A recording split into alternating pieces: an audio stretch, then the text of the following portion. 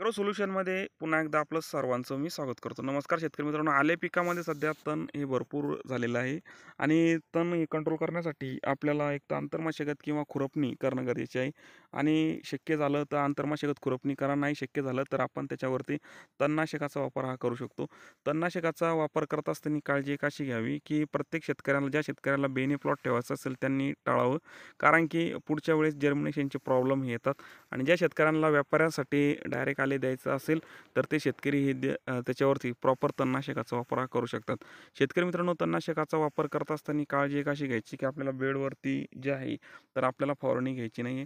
आपण जी ही दांड दिसतो तर या दांडाने आपल्याला आलेच्या मधलं जे अंतर आहे जे सोडलेलं त्याच्यामध्ये आपण फवारणी ही घेऊ शकतो.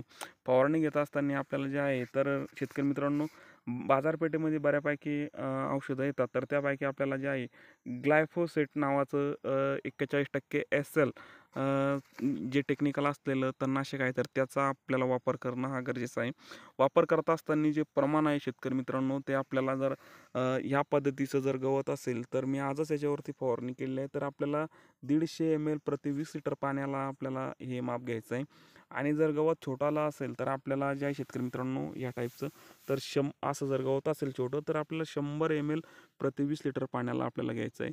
शेतकरी मित्रांनो, तणनाशकाचा वापर करत असताना त्याच्यामध्ये इतर कुठल्याही प्रकारचं जे आहे तर गॅस पॉयझन युक्त म्हणजे जे बऱ्यापैकी शेतकरी काय करतात की राऊंडअपमध्ये जे आहे म्हणजे ग्लायफोसेटमध्ये जे आहे तर शेतकरी बरेचसे गोल किंवा इतर टार्गा सुपर या प्रकारचे औषधं मिक्स करतात.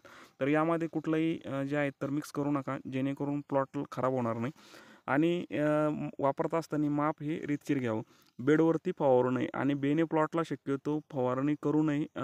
आंतरमशागतच घ्यावी करून आणि ज्या शेतकऱ्यांना द्यायचं त्या शेतकऱ्यांनी फक्त याच्यावरती फवारणी ही घ्यावी. शेतकरी मित्रांनो, व्हिडिओ आवडल्यास लाईक, शेअर, सबस्क्राईब जरूर करावं. धन्यवाद.